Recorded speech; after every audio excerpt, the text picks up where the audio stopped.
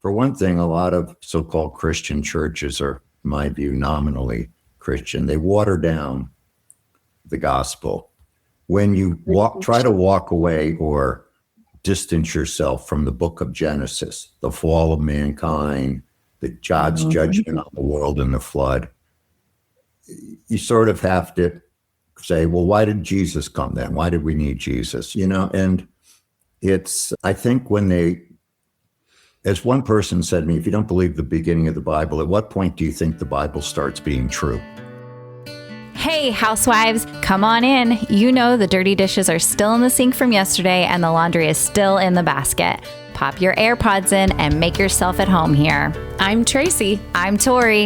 And we are your Unlikely Housewives. Stepping out in faith and believing that God calls the unlikely, we are here to show you the appreciation and validation you deserve, lead you to authentic relationships, and release you of believing the cultural lies to restore your faith and wellness. Pull up those high-waisted yoga pants, tighten your top knot, and reheat your coffee for the third time. Turn up the volume, and let's go.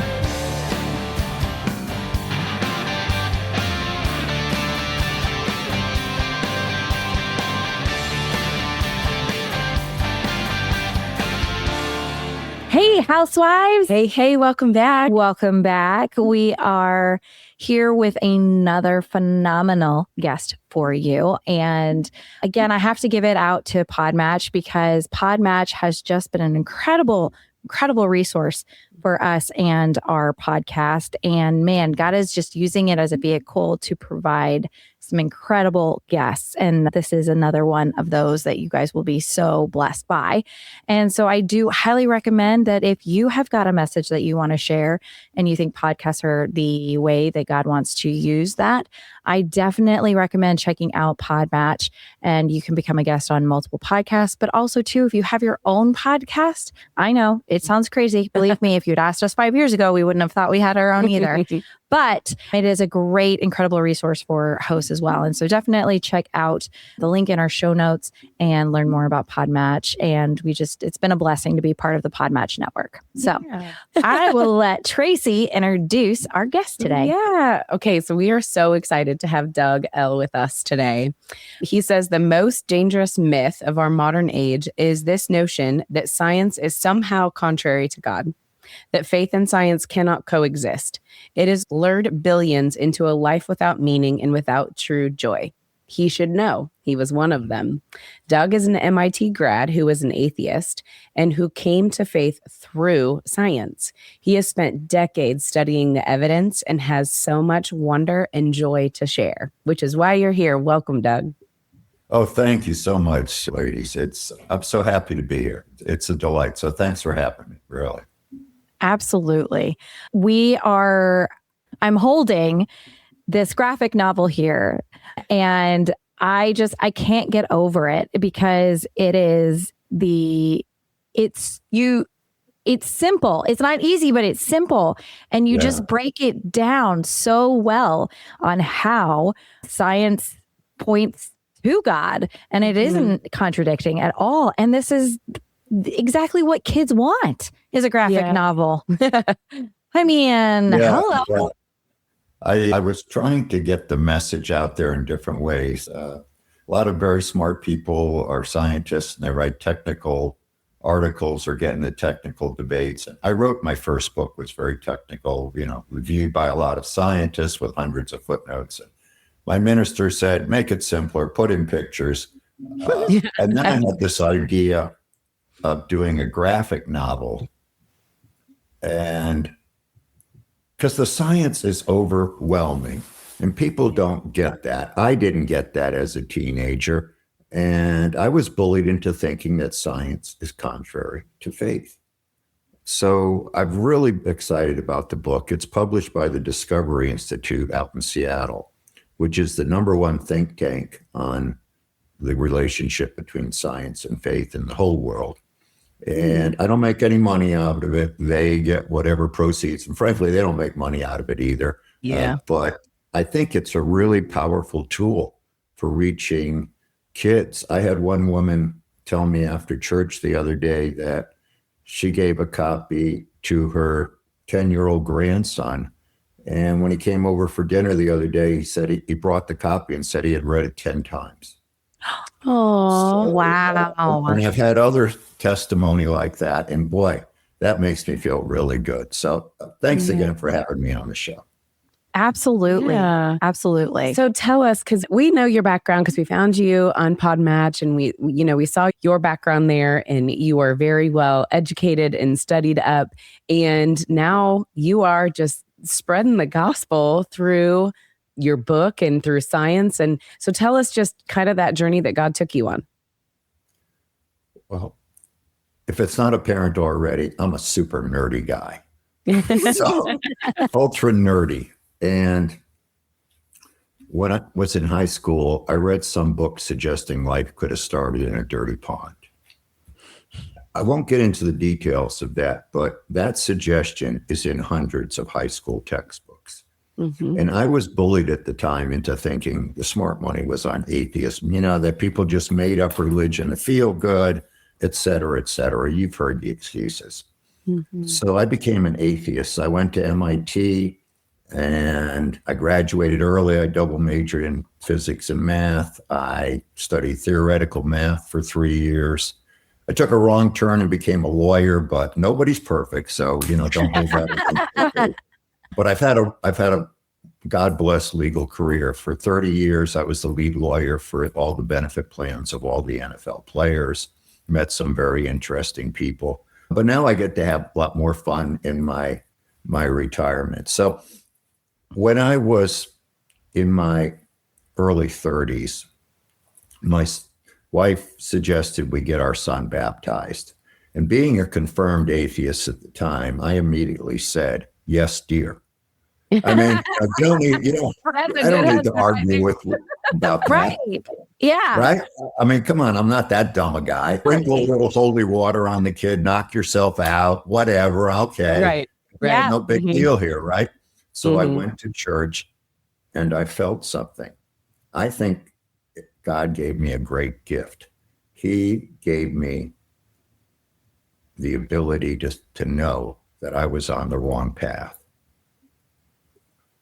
But I told myself, being a stubborn sort of guy, in addition to being nerdy, that, Doug, you can't just, go whole hog for this, Christian thing unless there's scientific evidence for God. And that started me, ladies, on a journey that I've been on now for 40 years. There is so much to say. We're only going to be able to touch on a very few of the subjects here, but I can tell you every week I come across new evidence, overwhelming evidence that science supports faith. And it's wonderful.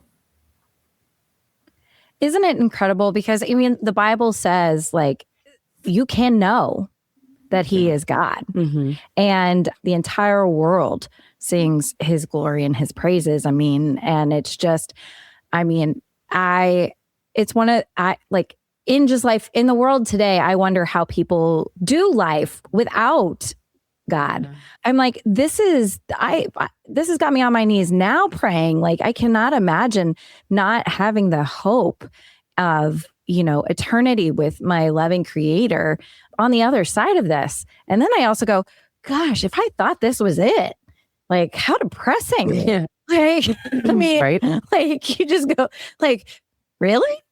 That's okay.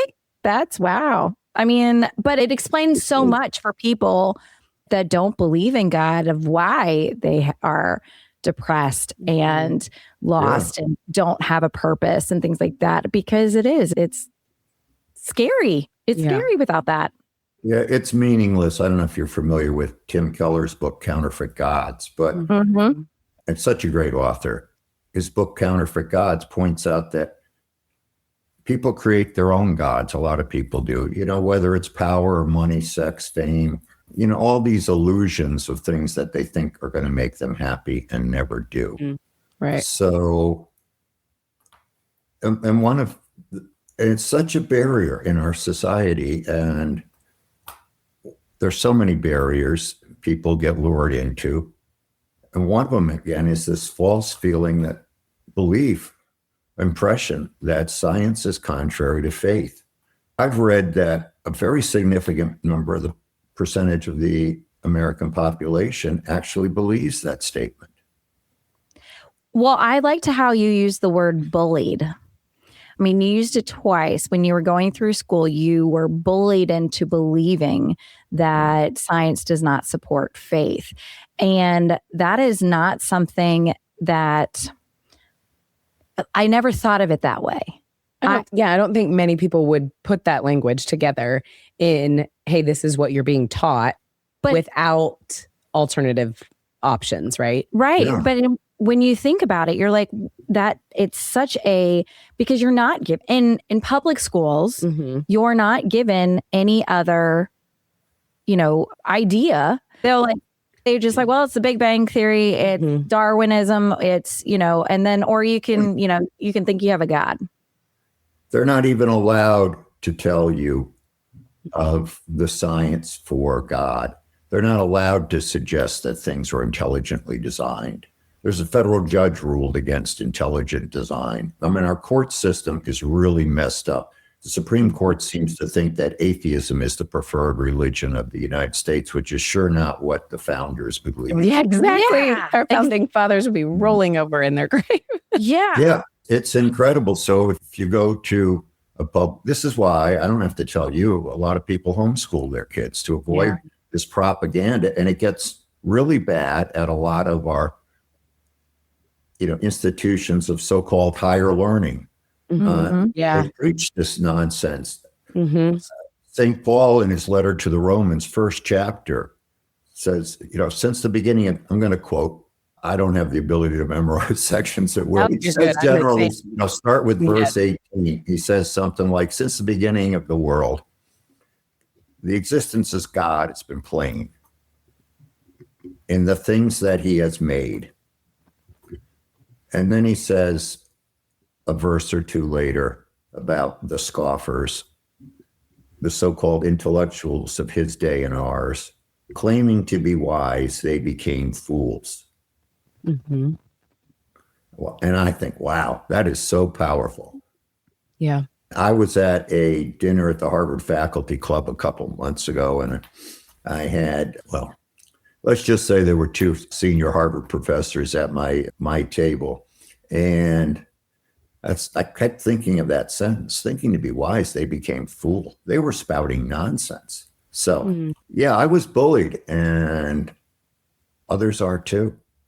Yeah, without even realizing it. When did you, obviously you said, hey, you needed the evidence, right? Like, so you obviously felt something in church. And so you went down this path of like studying. So did you, obviously this was the scientific portion, right? So you're studying what you have learned your whole life, like the knowledge that you had and stood on, right? And taught on, no doubt, and lived by. And then where did you begin? Obviously the Bible, I'm assuming, for your like digging into understanding the Christianity and the Christian walk. But did you, that's one question. The other half is, did you look at other religions since you were an atheist? Were you like, okay, the Christianity is the only thing I would consider? Or were you looking at all the other, religious things, backgrounds, Catholic and just different options before you made your decision? Well, I wish I could say I was smart enough to have done a comprehensive review of religion. That's not how it worked for me. And I didn't, and I probably should have, but again, because of my skepticism, I did not start with the Bible. I started with, the primary book was a graduate school textbook on molecular biology, which is one of the thickest, nerdiest books you could ever imagine. And I was on a lot of planes. I'd carry this ridiculously heavy book around and read it on planes. And when you actually look at how life works, you realize it had to be designed. I mean, to me, the number one fact, and everybody agrees with this, people just don't appreciate how absolutely wondrous it is that life runs on code. We've known this since the discovery of DNA in 1953. We have code in our bodies. According to Bill Gates, and perhaps he knows something about coding. I'm not claiming to be an expert on coding, but Bill Gates would tell you that DNA code is far, far more advanced than anything human beings have ever built. Okay, and you need we run on codes. If Darwinism ever had a single moment of its demise, I consider it zombie science. It's dead. The top biologists don't believe it. They just think there's going to be some other thing that's going to get God out of the picture. But in 2011, there was this study by 400 scientists, really top scientists worldwide, on our human coding, our human DNA. It's called the human genome. And they published 30 major papers simultaneously in the top scientific journals of the world. What they found, I don't think a lot of people have appreciated. First of all, we have 3.2 billion letters of code in all of us. And they found that most of it serves a purpose. Okay, it's not junk. A lot of people before thought it was junk. I just came across today a new article published in a very prestigious scientific journal that says some of this stuff that people think was junk is very important, absolutely necessary for the development of the human embryo. So they're continually finding what the DNA does. We haven't figured it out yet. Again, it's more complex technology than we have. They also discovered back, again, going 2011, 15 years ago, we have at least 2 layers of information in our code. Now, let's just process that for a minute. And forgive me if I'm getting a little nerdy and technical. I sort of can't help it. But I mean, I think of a Bach fugue. And I like classical music, melodies within melodies, code within code. Okay. Other scientists will tell you there's 3 levels. And the complexity of human DNA is amazing. The front page of the New York Times reported that there are 4 million switches in our coding to turn our systems on and off. 4 million switches. So where's the evidence for anything but God? Yeah. People don't, how do you get code? People have been looking for aliens. They have this, they have this thing that's been going on for 50, maybe 60 years called the Search for Extraterrestrial Intelligence, SETI. So they focus these big radio telescopes out at the stars, and they're listening. They're listening intently with supercomputers and all that. They've been listening for 50, 60 years. So what are they looking for intelligence out there? They're looking for code. Okay, they're looking for signals that aren't random, for things that have meaning. Now, they haven't found that. But what we have found in 1953 is that we have code inside us. We have the most complex code, far more sophisticated than any human website, program, app, whatever, inside us. There's so much comfort, so much evidence for God. Science is revealing God. It's not contrary to God. I like that. Yeah, that's good. Well, and you're not the only person. I mean, they're notable. And, there's Lee Strobel, he was an investigative journalist. And then, gosh, I forget his name, the criminal investigator who went through the search. Is it The Man, Myth, and the Messiah? Christianity. Yeah, I remember. Yeah, I like those books. I started off realizing that God is real. And then I started looking at the evidence for Jesus, and that's compelling too. So those were great resources. Lee Strobel's The Case for Christ, which they made into a very nice movie. Yeah, it was a really good movie. Yeah. What I found so interesting about how God revealed himself to you is that it wasn't that you went to the Bible first, because if you're not, people would automatically, if you're going to go to the Bible, of course the Bible is going to support whatever. But instead, you went back and said, all right, here's a book that I know and trust. And then these are things that I know to be true. And then that's what God used. And he goes, I've been here all along. Yeah. And that to me is incredible, because God will meet you wherever you are. And that's encouraging to me too, because when we have friends that, are not believers, that, we just think that we have to get a Bible in their hands. If we can just get them a Bible. And you know what? Sometimes it's not a Bible. Yeah. Yeah. I like to ask people, you can't really argue someone into faith. You Yeah. can't, I mean, you can stick a Bible in their hand and say, read it or I'm going to be mad at you, but that's probably not going to work. Maybe it works for some people. But one thing I do is I ask people questions. Mhm. How did we get code within us? How did life get started? To start, you have to have the code. You have to have machines to read the code, machines to copy the code, machines to use the code. We have 3D printers, trillions of 3D printers in us that print out parts called proteins from the sequence of our code, our DNA code. And then you can get into physics. I also read books on physics, again, being a very nerdy guy. There is no non-God explanation for how you get something from nothing. Mhm. Yeah. The Big Bang is nonsense. It's falling apart more every day. But even the so-called Big Bang believers will basically say you got to start with a miracle because we don't know how it started. Mhm. Right. And then you can get into another nerdy subject, but is accepted scientific fact, which is the constants of physics. And our universe is designed for life. We don't live in the laws of physics, the constants of physics. This is accepted science. There's over perhaps 100, maybe 200 constants of physics, the speed of light, the strength of gravity, things that turn out when you look at them very technically to be absolutely essential for life to exist. So how did that happen? Why does anything exist? These are questions that for people like me are thought, provoke thought. But, Tori, I like your basic comment was, how do you get joy out of life without God? I like that a lot. Mhm. Well, and it's the little things that when you start to think about it, like the precision of the location of Earth to the sun and to the moon, like if we were any other degree closer to the sun, we would all be Toast. toast. Yes, literal toast. I mean,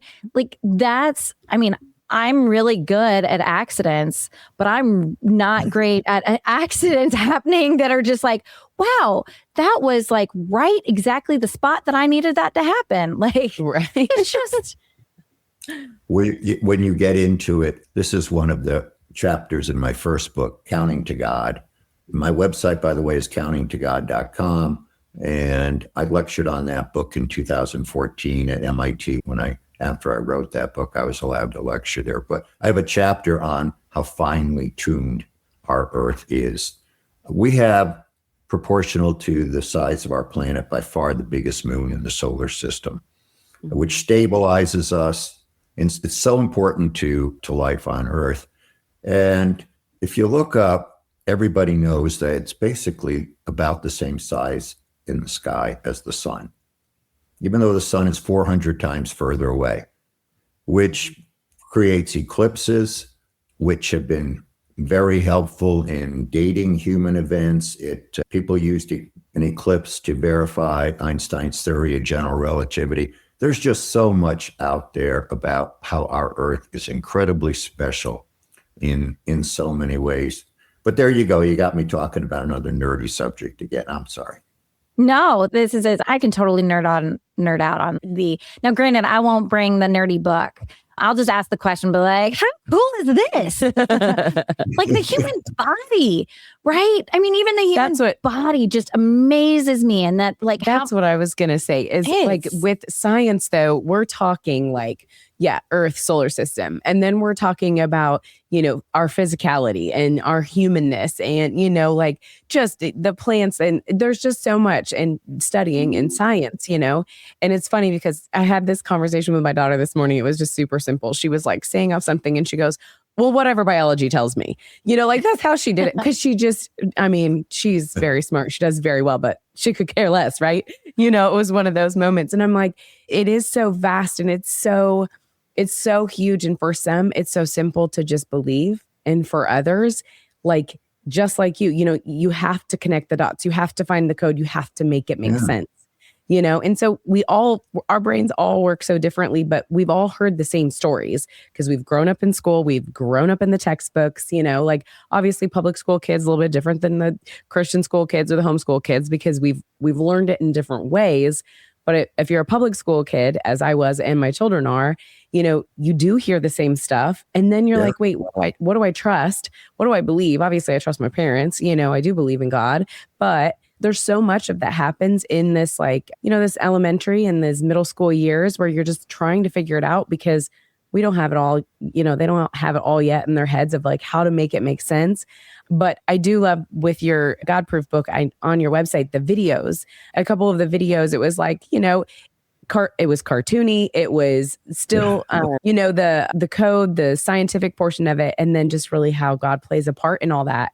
And we just need more of that for our kids. And so tell us a little bit how you bridge the gap of okay, here's all of my intelligence and all this. And how did I bring it down to this, for the kids? Well, it's a great question. My book, The God Proofs, the graphic novel, is in a way a conversation between my present self and my teenage self. Oh. So that's what I thought of when I wrote it, so there's a little bit of an arrogant kid who doubts everything. And then there's me trying to respond best I can. And there was a great illustrator that the Discovery Institute found. And I went through just the code of life. The mathematics prove that it was designed. Common sense proves it was designed because, and there's a section of it on that, because the best technology in the universe is the human mind. Mm-hmm. And nobody can get any technology by accident, but the capabilities of the human mind are mind-boggling, if you will. Yeah. And if, and I being a former mathematician, I set out the logical premises for belief in God. And on the website, thegodproofs.com, the people who illustrated the book put together, as you say, Tracy, 5 short videos out there. And I really like them. I sort of wish they were a little shorter.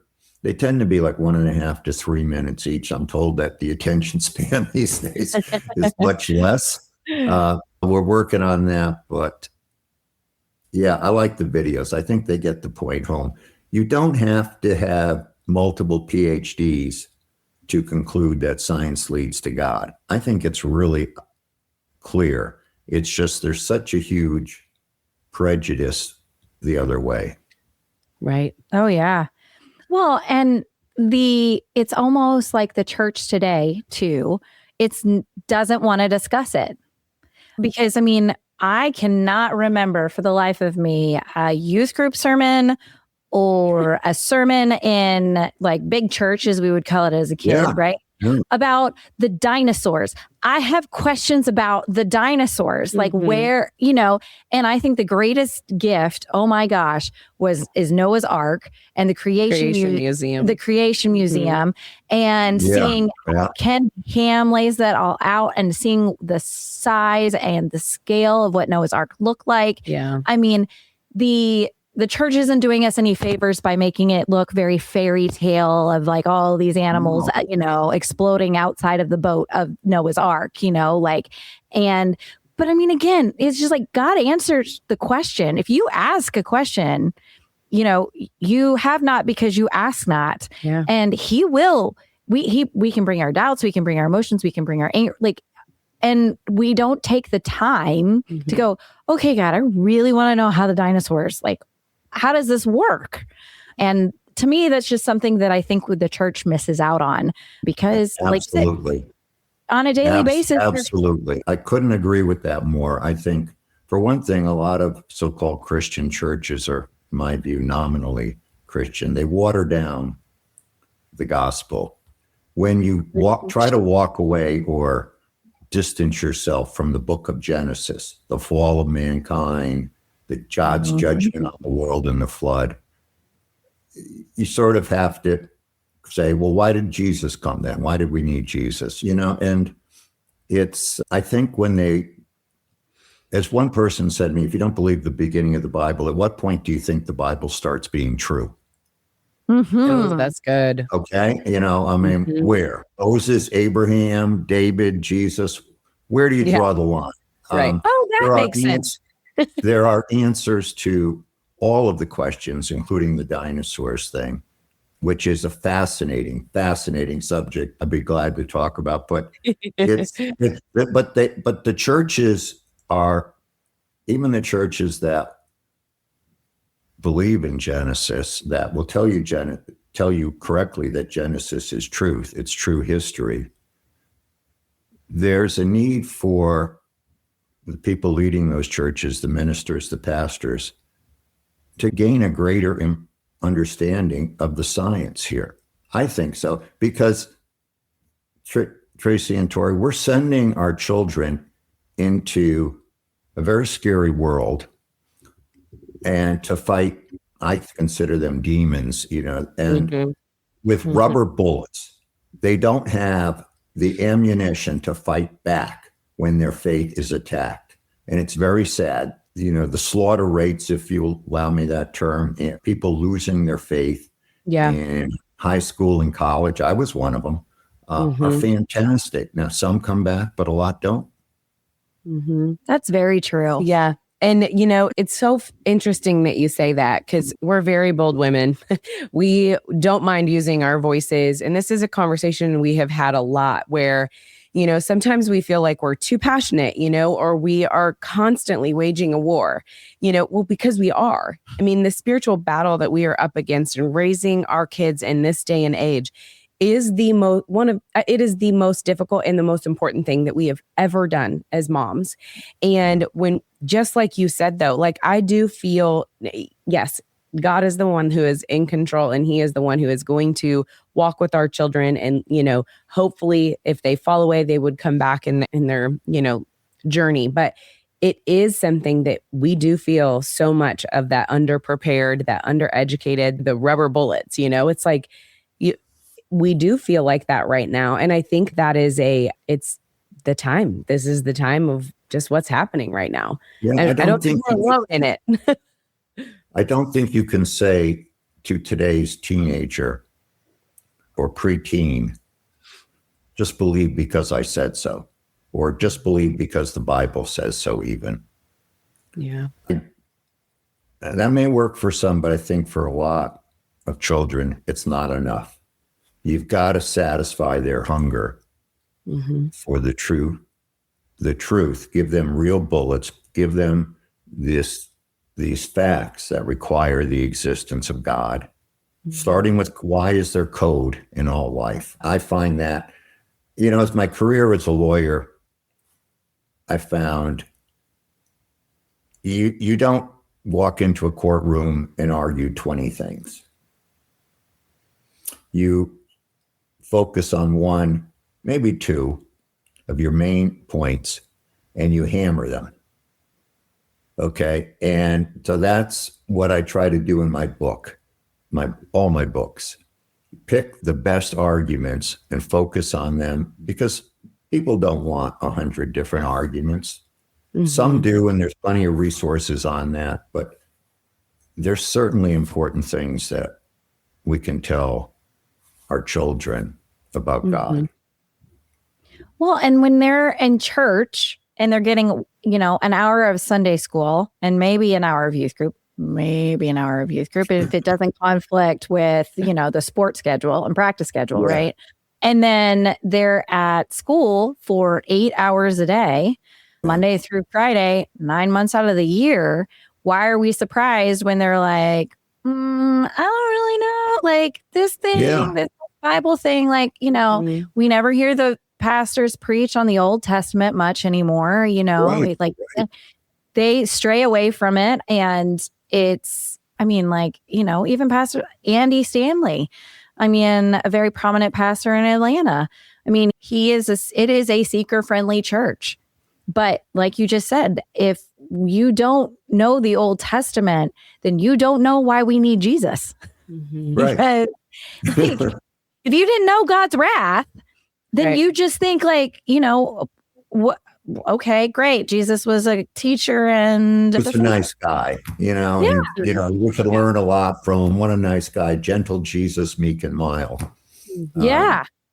And Jesus spoke about Noah, and it's recorded in 2 of the Gospels. And basically, he says, when I come back, and I'm coming back, folks, it's going to be game over.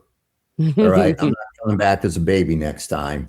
When I come back, it's going to be, and he says, as it was in the days of Noah. That's true. It's going to be the end. All right.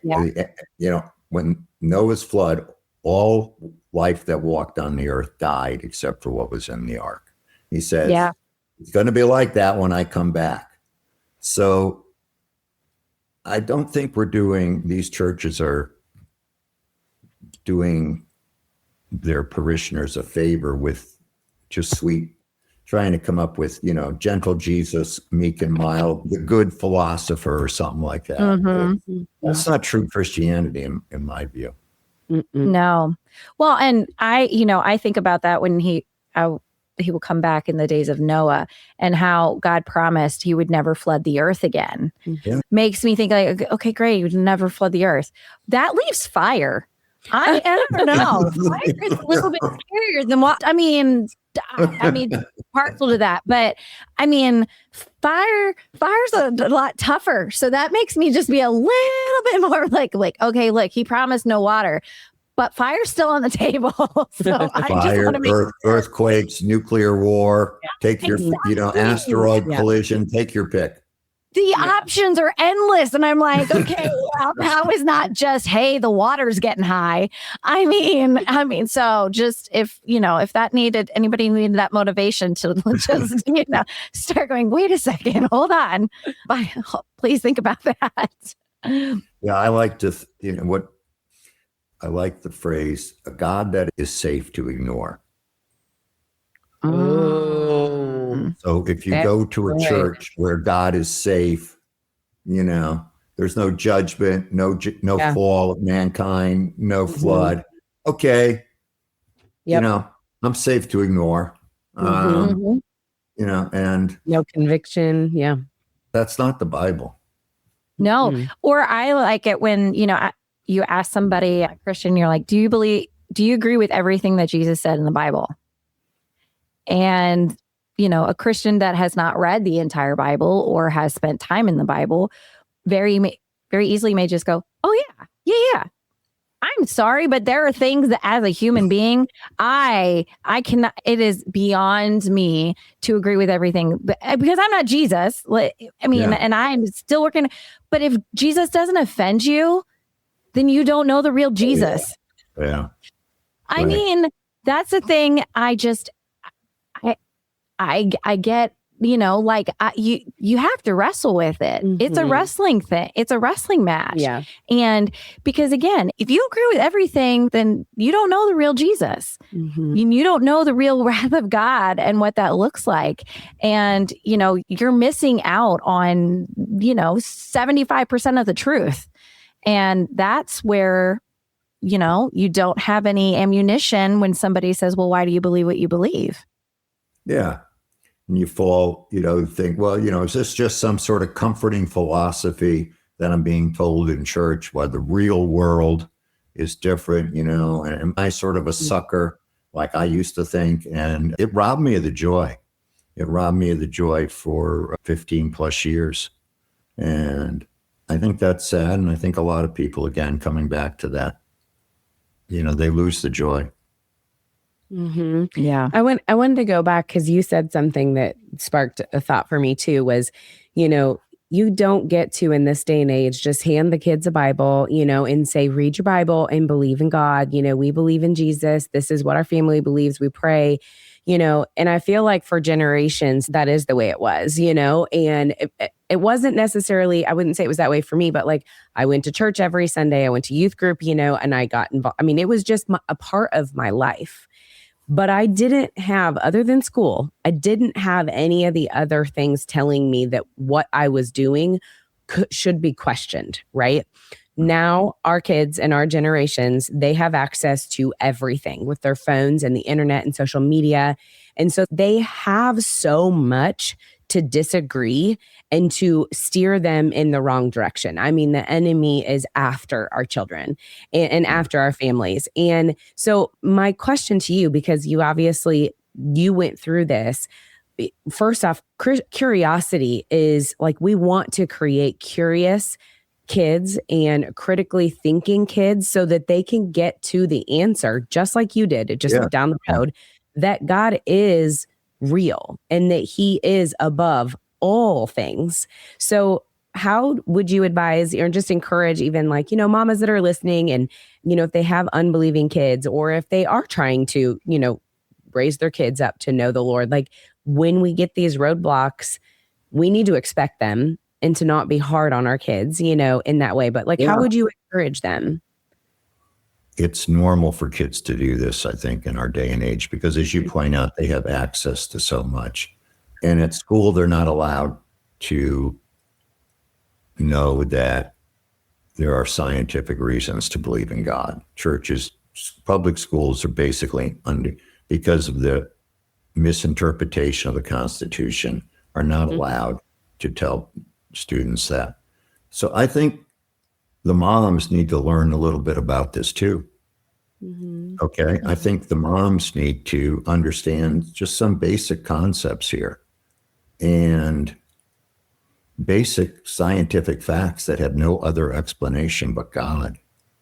And I'm proud of the book, The God Proofs. I think it's doing good.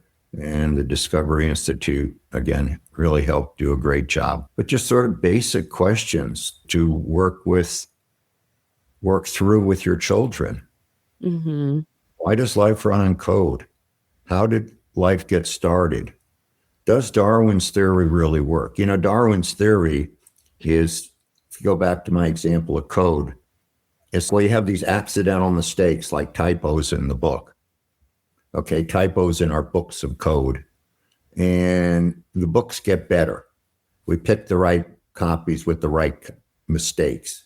So I always call Darwin's theory the theory of keeping the best mistakes is going to make things better. But life is way too complicated. That's mathematical nonsense. And all the top biologists today know it's true. They won't necessarily believe in God, but they'll admit that Darwin's theory doesn't work. Moms need to understand this. Every parent needs to understand this. And you don't have to beat your kids over the head with it, but ask them, encourage them to learn. Don't discourage. I wouldn't say, don't say, well, that's not what it says in the Bible, therefore the Bible must be true. I don't think that works, as you point out, today's generation. Well, I also like how you, in the God Proofs too, is that you were mentioning like you have obviously you have different proofs, but mathematics points to a God, and then common sense points to a God, our God, the origin of life points to God. Like there are all of these things that point to God. My girls do go to a Christian school, which I'm very thankful for. They have the opportunity to do that. And one of the things that they get is the biblical worldview in all of their classes. So math isn't just math, it's math. And why did God give us math?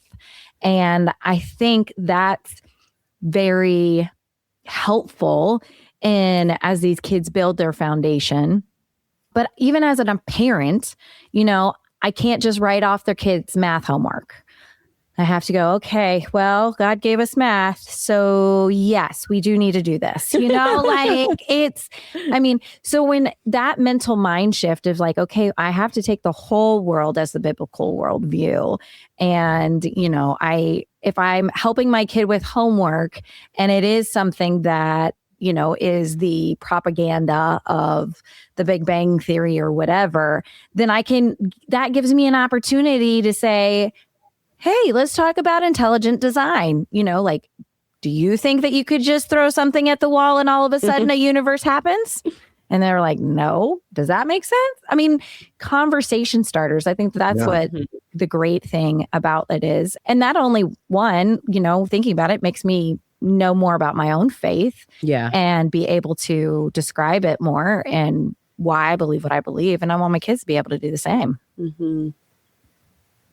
Yeah, so good. Yeah. Well, where can our listeners get your book? And I know you said your website before, but would you say it again? Sure. My website is countingtogod.com. Okay. The website and I think I've got the animation videos on there, but if not, you can go to thegodproofs.com. And all my books are for sale on Amazon. So, which seems to be ubiquitous everywhere these days. Right. Yes, it's true. Yes. It's true. Yeah. Well, we just want to say thank you so much, not only for your time here sharing with us and encouraging mamas and parents about that, like, it's okay. Your kids are going to ask questions and you can answer them. Yeah. And there are answers. That's the other thing. There are answers. Let me just say, Tori, there are answers to all of your questions. The book I'm writing right now is going to be called The Bible is True. And it's going to go over things like Adam and Eve, creation from nothing, Noah's Ark, in a similar conversational sort of way. There's answers to all these questions, and moms, all parents, don't have to be afraid of any question. Oh, I love that. I know. Wait. We're going to have you back on. Yeah, you'll have to let us know when that one's out. We'll do a little series on that one. But again, I want to tell you, thank you for being faithful and obedient in not only just the work that you're doing today, but the nudge that God gave you when you were at church and just said, there's more to this and I want you to find it. And the fact that he led you on a journey before you found him of physics and mathematics and law and all of these things. Almost some people would say you're too smart for your own good, when he really just said, I'm going to show you how all of this is me. And being able to share that and put that as resources for others, it makes me a little less scared to send my kid to college and them go, well, I'm going to do, I want to, if you know my children, they're not going to do this. I say, I want to major in math and I want to major in physics. No, the Shire girls are not going to be doing that. But it gives me hope that again, we're surrounded. And you being able to explain that in such a simple way through your book, The God Proofs, I just want to say thank you, because that is a true valuable resource and we really appreciate you. Yeah. Well, thank you. Thank you again for having me on the show. I really enjoyed talking to you ladies. Yeah. Awesome. We'll let you continue exploring all of the science and the hard stuff and come back and tell us more things that help us make it all make sense. Yeah, we believe it, but like all that, it's just it's a whole nother level. There's the kid version and then like the mom version. Yeah, I'm going to stick with middle school version. That's probably all our brains can handle at the moment anyways. So, well, until next time, housewives, bye. Whether we made you laugh or cry today, we pray you feel appreciated, bolder and braver than yesterday, stronger and more faithful for tomorrow, and living in who you were made to be today. Join our online community on Facebook, link in the show notes, and be sure to review and subscribe on Apple Podcasts or wherever you enjoy listening. Until next time, housewives, we give you permission to walk confidently, free, and to be intentional in your slippers or stilettos.